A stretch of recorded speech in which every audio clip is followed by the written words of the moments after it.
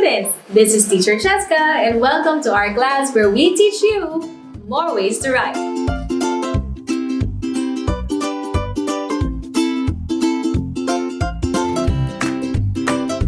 Not every one of us is a natural storyteller, but that doesn't mean we don't run into a ton of different situations where we need to do just that.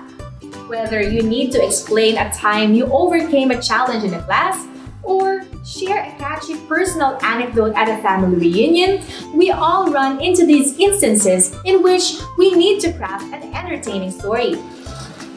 So, how can you tell or write an anecdote that's interesting and engaging? Well, these 5 steps are a great place to start. Tip number 1. Hook them from the start. Regardless of whether you're writing or speaking, an attention-grabbing introduction is the first key to making sure you've hooked your audience. And this doesn't mean starting with a cliche, "once upon a time," or, "well, it was a rainy Tuesday." So, what sorts of tactics can you employ for your introduction? The best thing to do is to start your story with something that will intrigue your audience. Tip number 2. Have a clear arc. Have you ever listened to someone's story only to be left thinking, and that person likely just told a narrative without a clear arc? Meaning, you were left with no resolution or conclusion.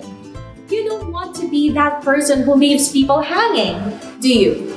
So, before launching into an anecdote, take a moment to confirm that your story has an actual beginning, middle, and perhaps more importantly, an end. Tip number 3. Find yourself interesting. Make an effort to actually appear excited about what you are sharing. A little animation, gestures, movements can go a long way. And if you don't appear to be interested in your story, why should anyone else? Tip number 4. Use present tense. Here's a little writer's trick you can use to make your anecdotes more engaging. It doesn't matter if you're recounting a tale of something that happened years ago. You can set the scene and then use present language to give your story a greater sense of relevance and immediacy. This will keep your audience more interested. Tip number 5. The shorter, the better. It's quite difficult for our audience or readers to be interested in things that don't directly or personally involve them. You may think that adding too many details makes your narrative better, but you're usually better off keeping your story as concise as possible.